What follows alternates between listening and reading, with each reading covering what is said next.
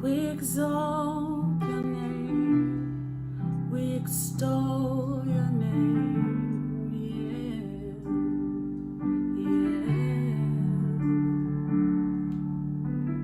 And oh, we worship, oh, we worship your name, oh yeah.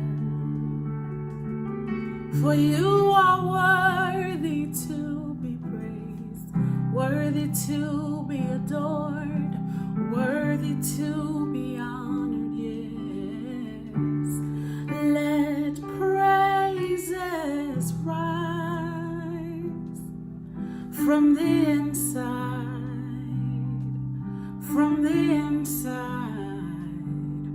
of me. May you delight in the inside of me. Come feel my life from the inside of me. Set me on fire from the inside of me. 'Cause all I want is for you to be glorified, for you to be lifted high. All I want is for you to be glorified, for you to be lifted high. All I want is for you to be glorified, for you to be lifted high. All I want is for you to be glorified, for you to be lifted high. Let praises rise from the inside of me. May you delight in the inside of me. Come feel my life from the inside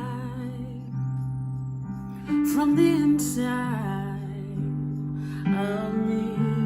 Set me on fire from the inside of me. 'Cause all I want is for you to be glorified, for you to be lifted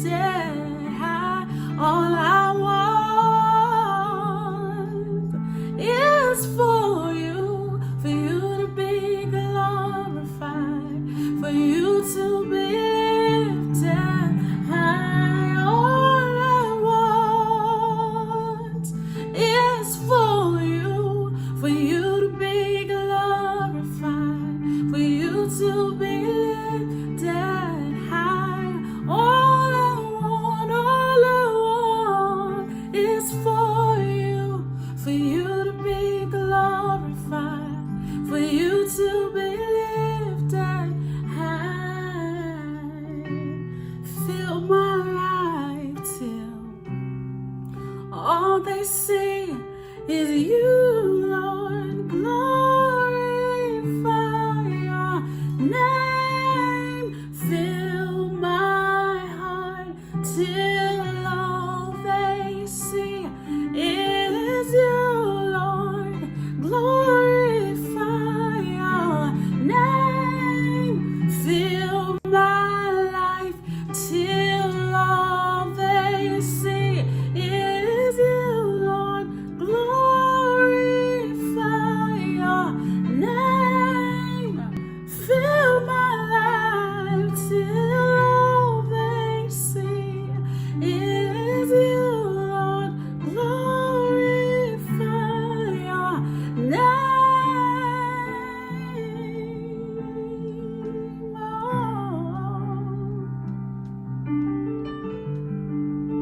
Glorify your name.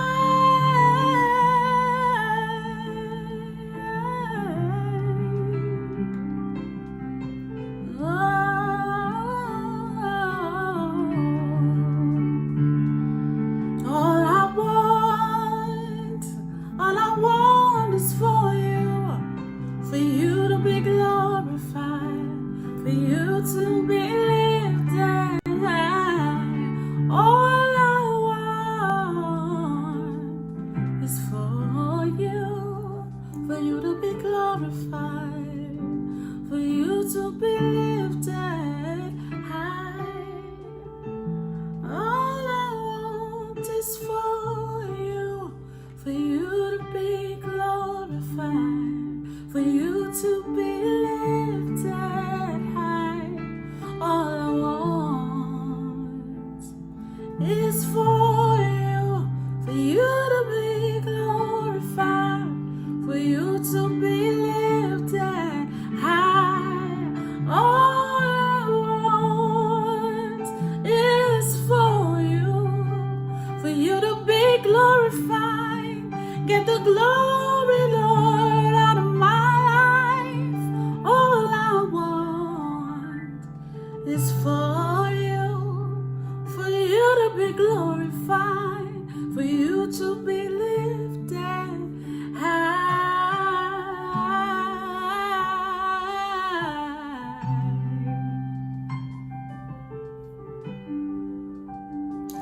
We lift you high. We want you to be glorified, and for you to be lifted high. Fill my life till all they see is you, Lord. You, Lord. You, Lord. Fill my life till all they see is you, Lord. You, Lord. Fill my life. Fill my life till all they see is you, Lord. Glorify your name. Fill my heart till all they see is you, Lord. Glorify your name.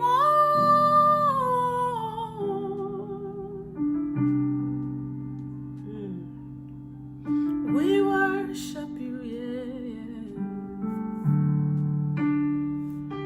May you delight from the inside of me. Come fill my life from the inside of me. Set me on fire.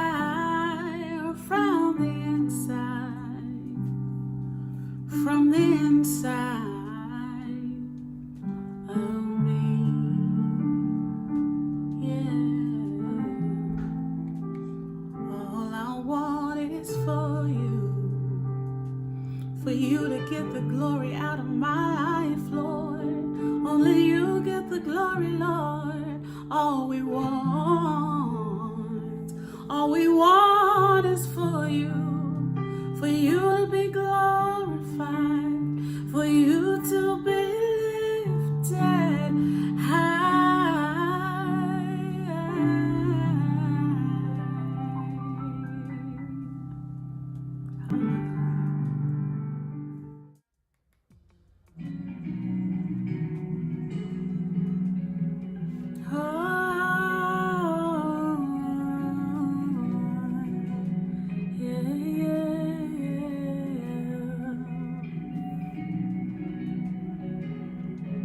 We invoke your presence.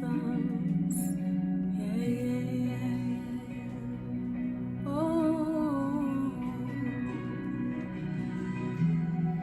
we worship you. Have your way in this place. Oh.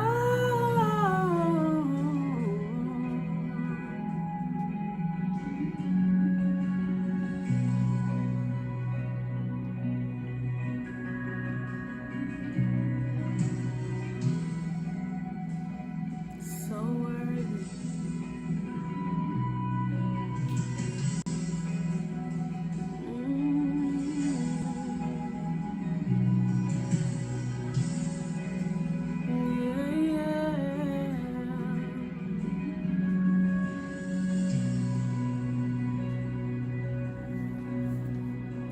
I will exalt you.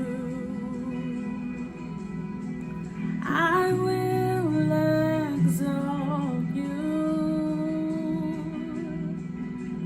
I will exalt you. You are my God. I will exalt you. I will exalt you. Yeah. I will exalt you. You are my God. Oh, my hiding place, my safe refuge, my treasure, Lord, you are my friend and God, anointed one, most holy.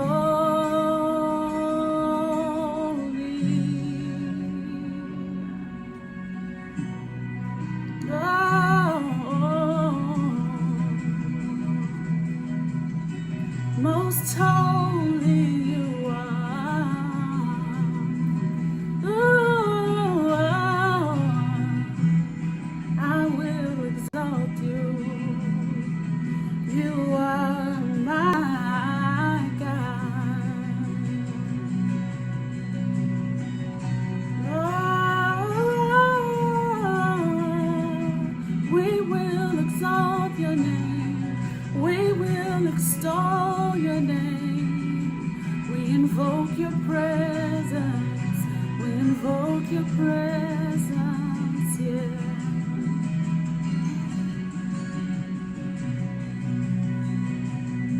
No, because you're with me.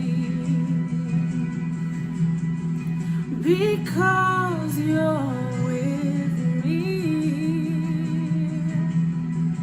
Because you're with me, I will not fear. Yeah, yeah. Because you're with me.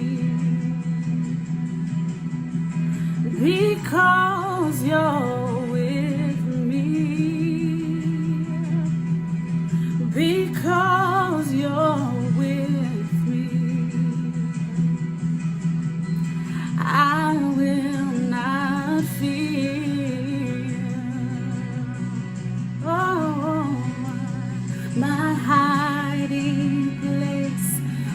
safe refuge, my treasure, Lord, you are my friend and God, anointed one, most holy,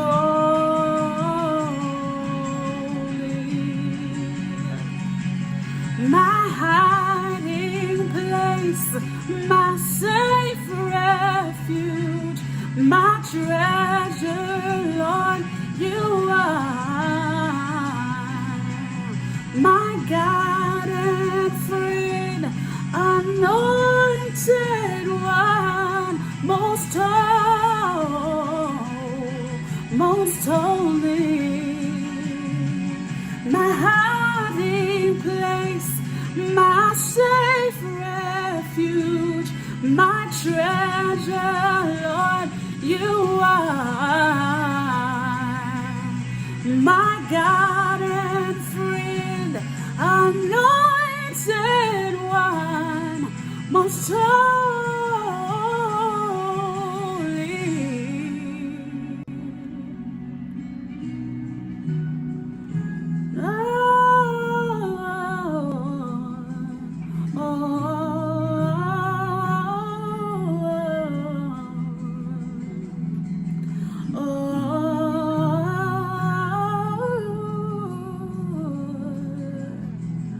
I will not fear, because you are with me, yeah. Because you're with me, yeah.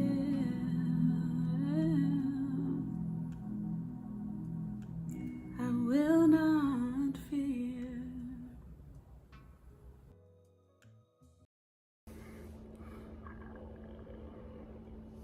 Hello, my beautiful people. My name is Lama Bodhi Kokyu. It is wonderful to be here with you. I am grateful that I was asked to speak by Reverend Melissa McQueen. I just want to thank her for asking me to be here today, and the entire Holy Ground community. It is wonderful to be here. I would like to begin our time together in silence. I am a practicing Buddhist, so silence is very important to me. And I think it would be helpful for our time together today. So if you can get comfortable in whatever space that you're in, I oftentimes close my eyes or have a slight gaze to the floor. This is simply going to be a quick 2-minute time of silence, simply for us to kind of gather ourselves and get ready for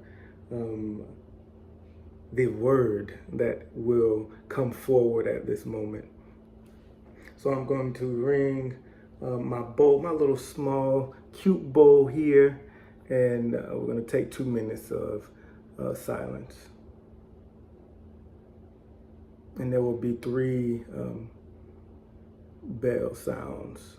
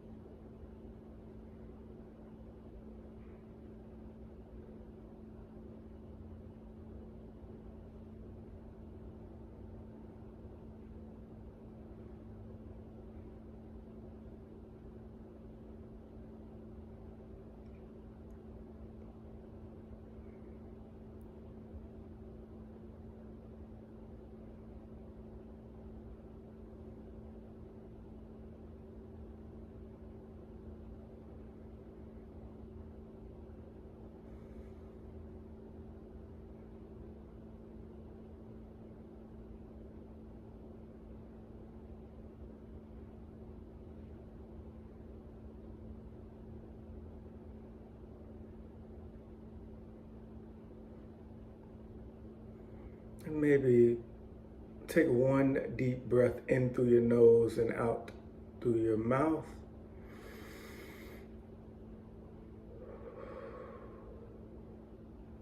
I'm going to ring the bowl 3 more times to bring ourselves back together in this moment after our silent time.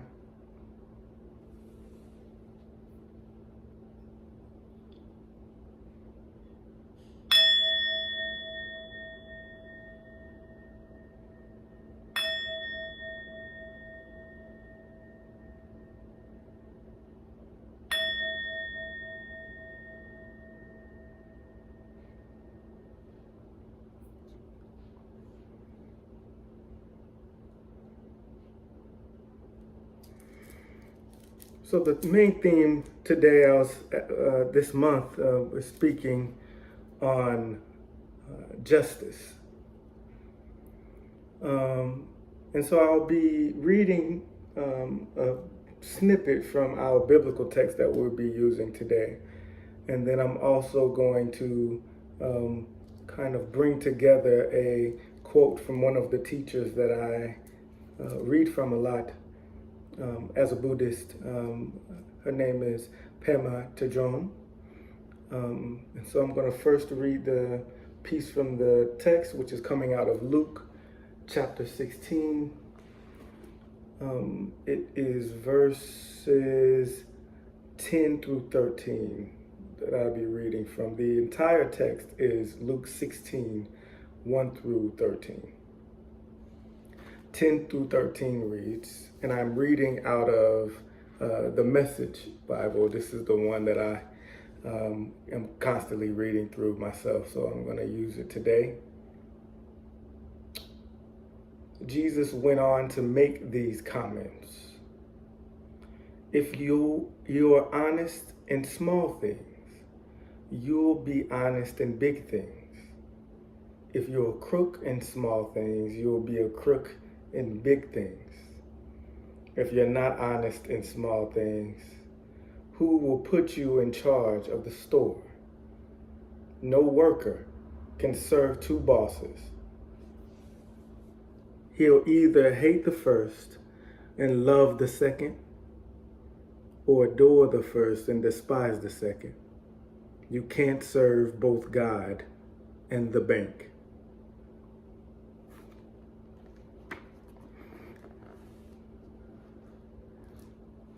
And the quote from Pema Chodron is, if we learn to open our hearts, anyone, including the people who drive us crazy, can be our teacher.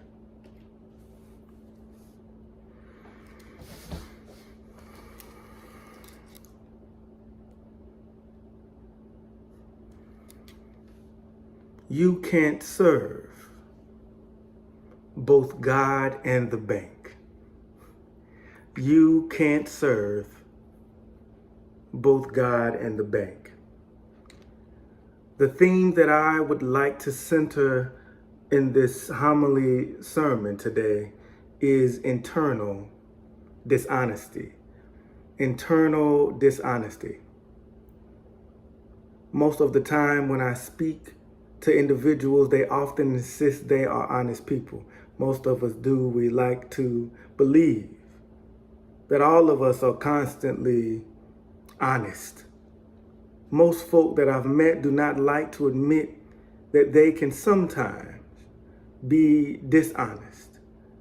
And I want to be clear, I am not speaking of some external practice. I am speaking of an internal one. See, as a scholar in my own right, I find myself aggravated with the ways many scholars relate to biblical text. I call it a Superman complex. Most folk like to assume they are some perfect hero or the glorified ones in the text, the interpreted glorified ones. Let me rephrase what I'm saying. Folk will relate to the text through their pain and struggle, but usually the expectation is there will be some kind of glory at the end. This bypasses how a lot of our mess is constant, is continual, is always present with us. A lot of our pain, especially collective pain, is always present. But somehow we find a way to sidestep the mess. It reminds me of the many times in my own life where someone asks me how I'm doing, and my response is quickly, I'm okay. I'm sure many of you have a similar practice. I'm okay. Many times I know damn well I'm not okay, but I'm afraid to show my vulnerability, which is a form of dishonesty that starts with myself. For me, it feels like a part of myself tells myself to shut the hell up or pushes part of myself out of the way. Maybe I'm the only one, but I don't actually think so. I was raised to not show emotion, to shut down my tears and feelings. So there is a constant presence within myself that says, chill with the emotional mess. Chill with the emotional mess. Christian folk, religious folk have a tendency to toss all that stuff on to Satan or some other evil entity. But I want to say, baby, that part is of you. Don't blame the devil. Dishonesty, internal dishonesty, suppressed internal dishonesty becomes external dishonesty in practice.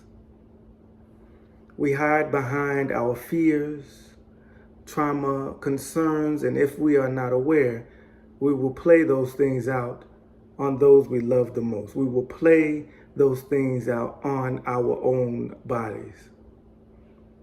Family, I am actually learning not to have a judgment about dishonesty. People are navigating through life with the resources at their disposal. Judgment is useless unless we use it for our own decision making. Let me say that again. Judgment is useless unless we use it for our own internal awakening or decision making. Folk are going to do whatever they do, and it is none of our business why they do it. I want to say it in a more clear way. It is none of our damn business why people do what they do, particularly if it doesn't land on our experience. Let's be honest, this is a complicated parable that we find ourselves engaging at this moment. Jesus uses this parable to engage his disciples, and while in the presence of some Pharisees. Now we already know what the Pharisees think of Jesus. They almost always have an issue with what Jesus is saying and or doing. I read their struggles with Jesus as a challenge to their status or their way of life in society. They often rebuke Jesus because he puts into question their attachments in life. I know that I'm not alone in this, but I wonder how many of you struggle with people who place your attachments in question. Let's be honest now. How many of you dislike and or hate certain folk because they disrupt what you may call your peace, as if they have something to do with your peace. Think about it. Sit with it. Feel it. When that person at work gets on your nerves because they are always happy and joyful, and you're tired of your damn job. Or that person who is just too talkative in the morning. Or maybe that person who simply does not fit your mold of who a human being is supposed to be. It is always so interesting to me how religious folk are so quick to connect to the disciples. Well, I just quickly want to let y'all know that I am here to shake all that up today. I am quite clear that I and every other human being have a mixture of deep beauty and some deep bullshit. Yes, I said some deep bullshit. Jesus is sharing a parable to some folk and trying to get them to reflect on their internal commitments. When Jesus speaks, he is emphasizing honesty. I think our Western psychological minds assume he is speaking of honesty with others. We assume he is speaking against the actions of the manager. I am not here to debate such questions, but as a Buddhist, my commitment is grounded in the internal world, not only the individual internal world, but the internal wiring of social political structures and how they are attached to our own individual lives. The social political structure of Jesus' time is similar to our own. The Roman Empire was the United States of his time. Power was too often attached to material wealth, and it was held by a select few. The others scrambled to catch the scraps. So there was a constant struggle to grab what you can. In fact, some people's lives depended on it. The people which Jesus was birthed from or into were a people whose lives were constantly exploited by those in power. Jesus' internal world was developed by such a people. In the text, it suggests that God chose to be born through such a people.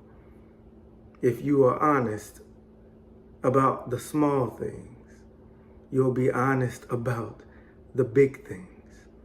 For Jesus, honesty has no duality.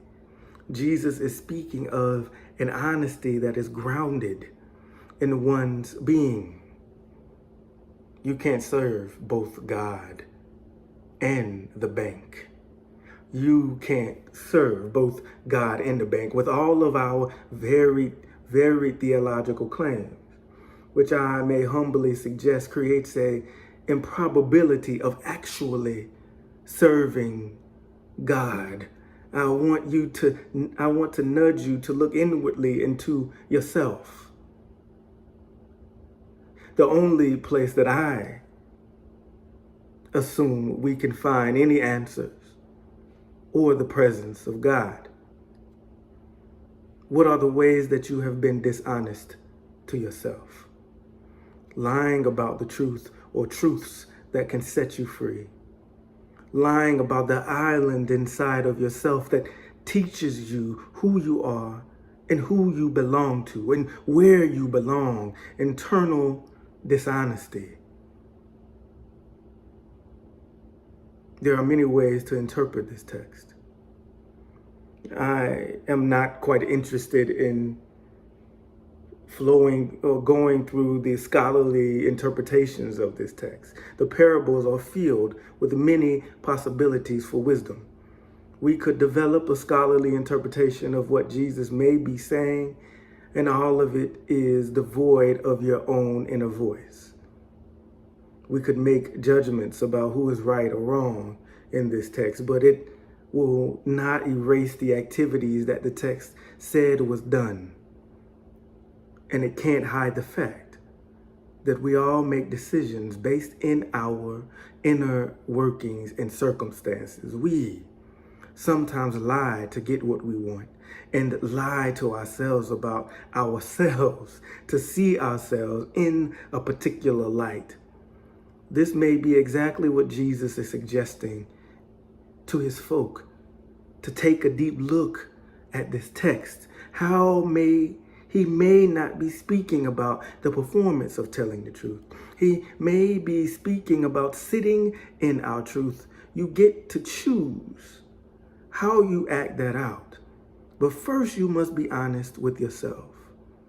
The rich man made a choice based off of his circumstances. The manager made a decision based off of his circumstances. You every day make a decision based off of your circumstances. But Jesus calls on us to be honest with ourselves, to tell the truth. Have you lied to yourself? Internal dishonesty.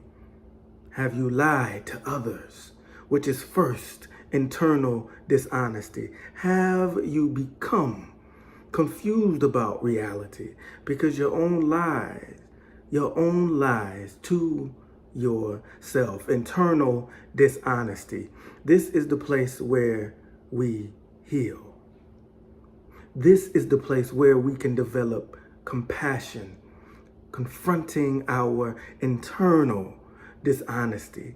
This is where love can be fertilized. This is where Jesus' life is resurrected. It's not in our theologies. It will never be in our theologies alone. Not in our judgments. It will never be in our judgments. Not in our scripture quoting. It will never, ever be in our scripture quoting. Not in our projections and not in our internal dishonesty. As a Buddhist, my practice is that Jesus was a Buddha who showed us what love looks like in life. He was honest about his calling. He was honest about his truth. He was honest about the pain he carried. He was honest about the love we must learn to practice. This love practice will only come through internal honesty. Justice can only come in our internal honesty, which comes from facing our internal dishonesty. The theme for this month is justice. And my calling isn't for a kind of social political justice, but it is for us to be just and true to what is going on internally in our own lives, for us to be honest in that engagement with our internal lives, and to practice and relate in ways that represent a kind of grace, compassion, and love in engaging ourselves. May we all choose this path and choose to build a better world for ourselves. I love you. May you be surrounded by love every day of your life. Namaste.